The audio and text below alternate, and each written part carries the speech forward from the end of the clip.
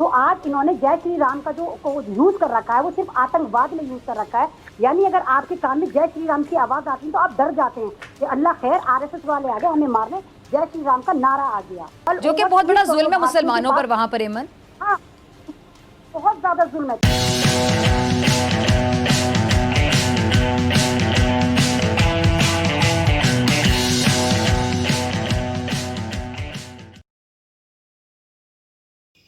नमस्कार, जय श्री राम।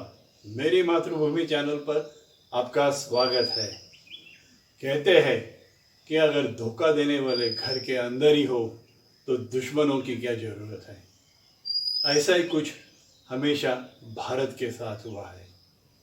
इतिहास में आपको कई सारे उदाहरण मिलेंगे कि चंद भारतीयों ने धोखा दिया है, गद्दारी की है देश के साथ, और उसका फ़ायदा भारत के दुश्मनों को मिला है। तो इस वीडियो में आप देखेंगे कि एक पाकिस्तानी चैनल के शो पर डॉक्टर फ़िज़ा खान के साथ बैठकर ये एक भारतीय महिला है जो एंटी इंडिया प्रोपेगेंडा कर रही है। उसके इस प्रोपेगेंडा का सबसे ज़्यादा फ़ायदा पाकिस्तान को और आईएसआई को होने वाला है। चंद मुसलमान ऐसी हरकतें करते हैं मगर बदनाम होता है पूरा मुस्लिम समाज, और इससे सबसे ज़्यादा नुकसान भारत देश का होता है। तो आइए दोस्तों, हम ये वीडियो देखते हैं जिसमें एक भारतीय मुस्लिम महिला भारत के खिलाफ जहर उगाल रही है। मसला अब मुसलमानों का है, क्योंकि भारत के अपने अंदर रहने वाले जो 20 करोड़ से ज़्यादा मुसलमान हैं उन्हें अपनी ज़िंदगी भी ख़तरे में दिखाई देती है। और वजह क्या कि मोदी हुकूमत ने पार्लियामान तक से मुसलमानों के ख़िलाफ़ बिल मंजूर कराना शुरू कर दिए। बजरंग दल, आरएसएस, इस तरह की कई इंतहा पसंद तंजीमों को सरकारी तौर पर ये इजाज़त मिल गई कि मुसलमानों के अमलाक को जलाओ, उनको मारो, उनके साथ जुल्म करो, जबर करो, और अफसोस के साथ कहूँगी यहाँ तक कि जुल्म जबर की हर हद पार कर दो अगर कर सकते हो। इसके बावजूद भारत अपनी सरहदी हदूद के अंदर भी और सरहदी हदूद से बाहर भी नफ़रत अंगेज़ी और इश्तियाल अंगेज़ी से बाज नहीं आता। एमन, मोदी हुकूमत की जो पॉलिसियाँ हैं खुद भारतीय मुसलमानों के लिए कितनी परेशान कुन हो गई हैं। डॉक्टर फ़िज़ा, अगर देखा जाए जैसे भी आपने कहा कि 20 करोड़ मुसलमान, वो भारत में 20 करोड़ मुसलमान नहीं है, भारत में 37 करोड़ मुसलमान हैं। और सही से हम रह रहे थे, सही से हम लोग यहाँ पर, मतलब ये नहीं, मैं ये नहीं कहूँगी कि हमारे ऊपर जो जुल्म करा सिर्फ वो मोदी सरकार ने ही करा, बीजेपी ने ही करा, नहीं, हमारे साथ ऐसा नहीं हुआ। हमारे ऊपर जो भी गवर्नमेंट आई उसने हमारे ऊपर जुल्म करा, लेकिन इतना जुल्म नहीं करा जितना बीजेपी ने करा। हम भारतीय थे, हमारे पर बहुत जुल्म होता था, लेकिन हम भारतीय थे। कभी हम बाबरी मस्जिद के नाम पर काटे जा रहे थे, कभी हम 3 तलाकों पर काटे जा रहे थे, कभी हम कश्मीर पे काटे जा रहे थे। लेकिन जैसे ही मोदी सरकार, बीजेपी सरकार सन 2014 में आती है तो उसके बाद फिर हमारे पे जुल्म इतना होना शुरू हो गया कि अब हमें गाय पे भी काटे जाने लगा। यानी कि हम इतने सस्ते हो गए और गाय इतनी महंगी होगी। अगर हम चिकन की बोटी हाथ में लेते हैं तो ये इतने आराम से प्रूव कर देते कि नहीं, ये गाय का मांस था, गाय का गोश्त था। और एक नहीं, और जय श्री राम का नारा लगा के 50-50 लोगों का झुंड आता है, आरएसएस का झुंड आता है और एक मुसलमान को मार देता है। तो जो जय श्री राम इनके भगवान है और हम भी उनकी इज्जत करते हैं, तो आज इन्होंने जय श्री राम का जो यूज कर रखा है वो सिर्फ आतंकवाद में यूज कर रखा है। यानी अगर आपके कान में जय श्री राम की आवाज आती है तो आप डर जाते हैं कि अल्लाह खैर आरएसएस वाले आ गए हमें मारने, जय श्री राम का नारा आ गया। तो उसके बाद जैसे सन 2019 में चुनकर दोबारा आते ही इन्होंने एक बिल लेकर आई, CAA करके। इन्होंने कहा कि नहीं भाई, भारत में सारे मजहबों को आजादी है, सिर्फ मुसलमान यहाँ नहीं रहेंगे। तो भाई क्यों नहीं रहेंगे मुसलमान यहाँ पर? और फिर कहते हैं हम पाकिस्तान से लाएंगे, नेपाल से लाएंगे, यहाँ से लाएंगे, वहां से लाएंगे। आज क्यों लाएंगे? जो हम लोगे आप हमें तो कह दीजिए हम यहाँ के हैं। और जब हम यहाँ के नहीं हैं डॉक्टर फ़िज़ा, तो फिर आपने हमसे वोट क्यों लिया? हमने उसी वोट से आपको चुना। अब आप हमारे साथ जुल्म देखिए। अगर हम टीवी खरीदते हैं तो आधार कार्ड, हम वॉशिंग मशीन खरीदते हैं तो आधार कार्ड, कोई भी चीज हम खरीदते हैं तो आधार कार्ड, और उसी आधार कार्ड से हम वोट भी करते हैं। लेकिन बाद में ये कह रहे हैं कि ये आधार कार्ड जो है वो नागरिकता का प्रमाण नहीं है। यानी ये वाली बात साबित नहीं करता कि हम सिटीजन ऑफ इंडिया हैं। ना तो आधार कार्ड मानना है, ना आई कार्ड मानना है, ना हमारा ड्राइविंग लाइसेंस मानना है। क्या कह रहे हैं कि सन 2070 से पहले के जो हमारे पास कागजात होंगे वो भारतीय कहलाएंगे। अब आप देखिए कि 30 करोड़ जो भारतीय हैं, मैं मुसलमानों की बात नहीं कर रही, ऑल जो कि ओवर बहुत 30 बड़ा करोड़ जुल्म है भारतीयों के मुसलमानों पर पास, वहां पर एमन। हाँ, बहुत ज्यादा जुल्म है। तो 30 करोड़ भारतीयों के पास कागजात ही नहीं है। तो मतलब अजीब सी कश्मकश चल रही है। सही। हमें मोदी सरकार से कोई प्रॉब्लम नहीं है, हमें उनकी ठीक है, पॉलिसी से ठीक। प्रॉब्लम है। तो सारा ये एमन, मुझे ड्रामा चल आपसे रहा है। और पूरी अभी भी आप, हमदर्दी है, यकीन जानिए बहुत बहुत दुख होता है वहाँ मुसलमानों की ऐसी हालत देखकर। मैं आपकी तरफ दोबारा आऊंगी, और आपने बड़ा खुलकर बात की। प्लीज़ अपना बहुत ख्याल रखिएगा, आप इतना खुलकर बात कर रही हैं। अगर कमर साहब आप मुझे सुन पा रहे हैं, आप इन हालात को कैसे देखते हैं और वहाँ के जो मुसलमान हैं उनके साथ आप किन अल्फाज में हमदर्दी करेंगे? देखिए, 2014 के बाद जब से नरेंद्र मोदी साहब की हुकूमत आई है, यकसर हालात बदल गए और एक माहौल और जो फ़ज़ा बनी है इस वक्त भारत के अंदर, वो खौफ की फ़ज़ा है जो माइनॉरिटीज़ और पर्टिकुलरली मुसलमानों के लिए अच्छी नहीं है। सो इंडिया की जो तकसीम की जा रही है, वो तकसीम ये है कि जो इवन कि वो लोग जो कहते हैं कि डायलॉग करना चाहिए, को एग्जिस्टेंस होनी चाहिए, जो फॉरेन पॉलिसी को अच्छे अंदाज में लेके जाना चाहते हैं और पाकिस्तान से अच्छे ताल्लुकात बात करते हैं, इंडिया में उनको एंटी नेशनलिस्ट कहा जाता है। और मैं डॉक्टर फिजा आपको बताऊं, भारत का जो मीडिया है वो इस सारे प्रोसेस को खराब करने में बहुत किरदार अदा कर रहा है। भारत के मीडिया को गोदी मीडिया कहा जाता है क्योंकि ये वो मीडिया है जो नरेंद्र मोदी साहब की, बीजेपी की और आरएसएस की गोदी मीडिया कहा जाता है। इनको जो लिबरल लोग हैं वहाँ के, वो ये कहते हैं कि ये दुनिया का वाहिद मीडिया है जो ऑपोजिशन को तनकीद करता है, वरना पूरी दुनिया में ऑपोजिशन और मीडिया मिलके हुकूमत का जो पॉलिसीज है उनका जायजा लेते हैं। लेकिन जो हालात पैदा हो गए वहाँ पे ना सिर्फ मुसलमानों को गद्दार, एंटी नेशनलिस्ट की बात करते कमर, यानी हम ये कह सकते हैं कि भारत में मीडिया बिल्कुल आजाद नहीं है, यानी बीजेपी के खिलाफ एक जुर्रत नहीं कर सकता मीडिया के खबर चला सके। देखिए, इसमें जाहिर बात है मीडिया की तकसीम करनी पड़ेगी, इंग्लिश मीडिया, उर्दू मीडिया और सोशल मीडिया, लेकिन इसका जो बड़ा चंक है वो मोदी साहब और उनकी पार्टी को अनकंडीशनली सपोर्ट करता है। और क्योंकि उनको एडवर्टाइजमेंट्स मिलती हैं और बहुत ज़्यादा मीडिया ये मजहबी तौर पे मोटिवेटेड है। डॉक्टर साहबा, ये मजहबी तौर पे इंतहा पसंद है।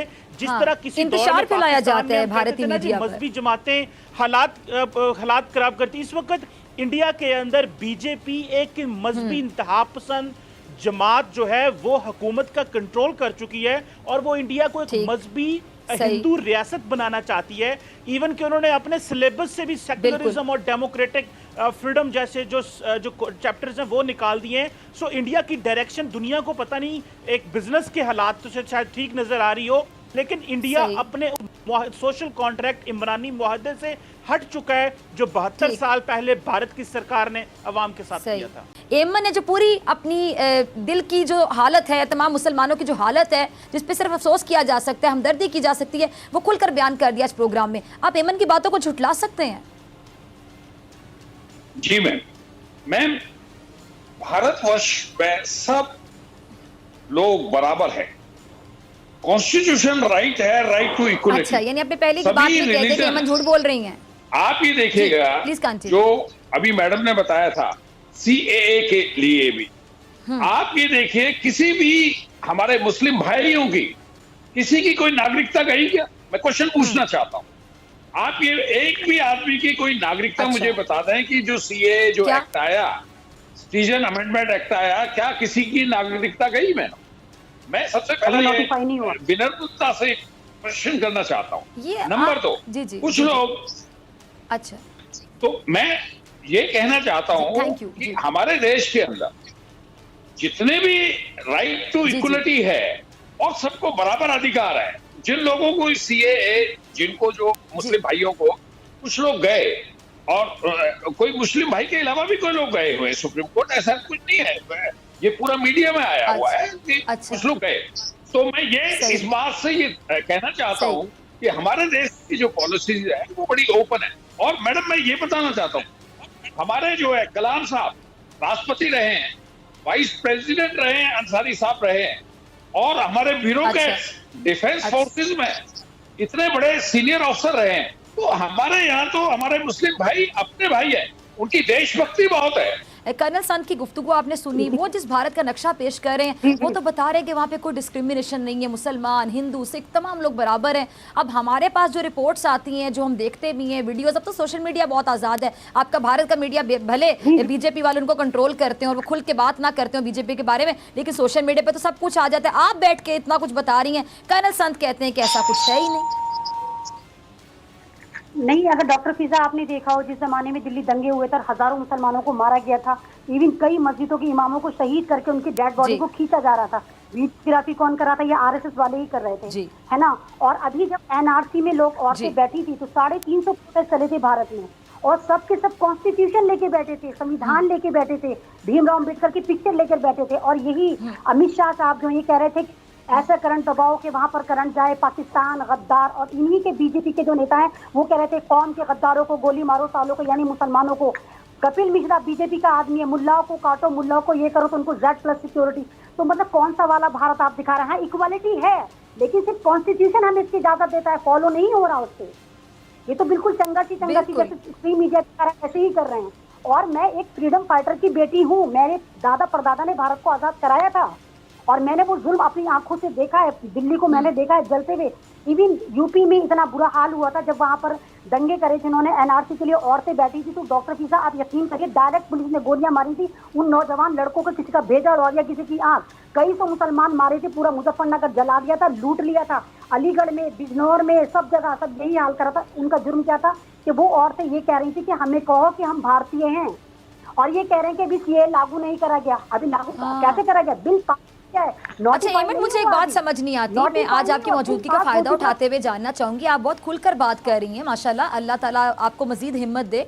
मुझे ये बताइएगा कि गुजरात के जो फसादात हुए थे, गुजरात का कसाब कहती हूँ मैं आपके प्राइम मिनिस्टर को, क्योंकि गुजरात का कसाई है ये नरेंद्र मोदी, अब कश्मीर का कसाई बना बैठा है। गुजरात में इस तरह करने के बाद इस बंदे को वोट दिए गए और उसको प्राइम मिनिस्टर बनाया गया, यानी जो हिंदुत्व मेंटालिटी है उसको आप कैसे यहाँ पे एक्सप्लेन करेंगी, अपने अल्फाज में कैसे बताएंगी कि यानी मुसलमानों पर जुल्म करने वाले बंदे को उठाकर प्राइम मिनिस्टर बना दिया गया भारत का, तब ये सीएम थे। अगर आप गुजरात को भी जी अगर आप गुजरात को भी देखें तो फर्जी गोधरा कांड कराया गया था, उनको जबरदस्ती उनको ट्रेन में खुद जलवाया था ताकि हिंदू मुस्लिम हिसाब करा जाए, यानी उनको शाबाशी दी गई वोट देके कि देखिए जी हम आपको पसंद करते हैं, आपके इस काम को हम पसंद करते हैं, अप्रिशिएट करेंगे और आप ही बनेंगे हमारे प्राइम मिनिस्टर।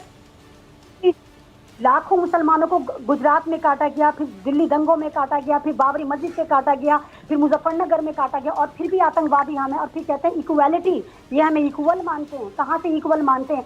तो आप कौन सी इक्वालिटी की बात करते हैं? आपने तो दलितों को बर्बाद कर रखा है, मुसलमानों को बर्बाद कर रखा है, आदिवासियों को बर्बाद कर रखा है, और फिर जय श्री राम का नारा लगाते हैं और मुसलमानों को दलितों को काट देते हैं, फिर कहते हैं कि इक्वालिटी होती है। मतलब गाय हमसे ज्यादा वैल्यूएबल है।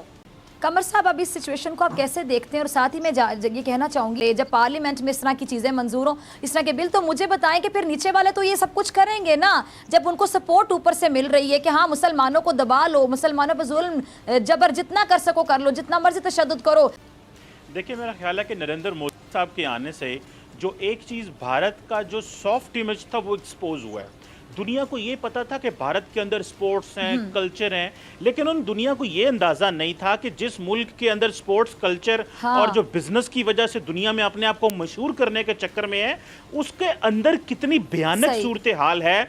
और ये जो एक आर्टिफिशियल सा इन्होंने लिंक डेवलप किया हुआ है अपनी अवाम के दरमियान जी के मुसलमान, हिंदू, सिख सारे साथ हैं, वो किस तरह एक्सपोज हुआ उसकी मिसाल आप जो इमरान खान साहब ने यूएन में स्पीच की, फिर यूरोपियन यूनियन ने, फिर जो बाइडेन जो इस वक्त अमेरिकन जो डेमोक्रेट्स के कैंडिडेट हैं वो भी कह रहे हैं कि जब मैं वजीर सदर बनूंगा तो मैं इंडिया को अकाउंटेबल ठहराऊंगा। यूरोपियन यूनियन, दुनिया के तमाम कैपिटल्स में भारत का वो भयानक चेहरा सामने आया जो हम चाह के भी चाहते तो हमारी किसी ने नहीं सुननी थी, लेकिन खुद ही भारत की जो पॉलिसीज थी नरेंद्र मोदी साहब। और एक बात बताऊं मैं आपको डॉक्टर साहिबा, नरेंद्र मोदी साहब हाथ में वो चीजें नहीं है।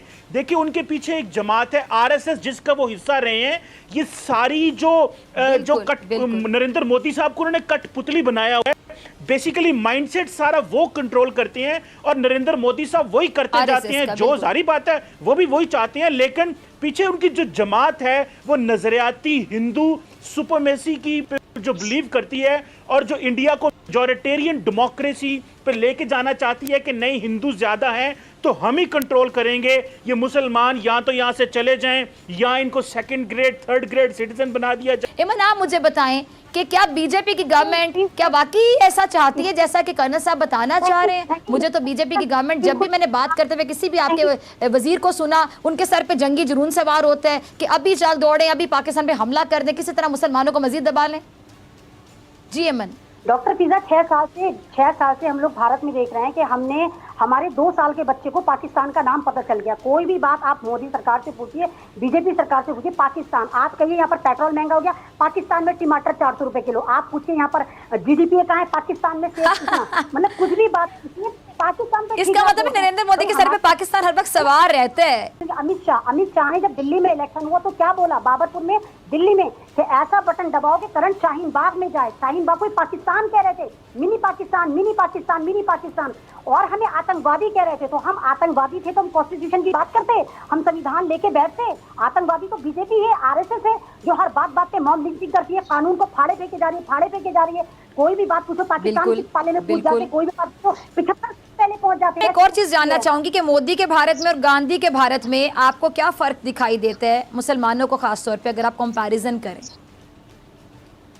हमारे गांधी का जो भारत था, हमारे गांधी की सोच बहुत सुप्रीम थी, है ना, और इनकी सोच क्या है, ये गॉडसे वाले हैं, ये गॉडसे को भगवान मानते हैं। गॉडसे कौन? जिसने महात्मा गांधी को कत्ल करा, भारत का पहला टेररिस्ट लिखा गया, नाथूराम गॉडसे, ये उसको आइडलाइज करते हैं आरएसएस वाले, और कहते हैं सावरकर को हम आइडलाइज करते हैं, और इन्हीं के नेता कहते हैं कि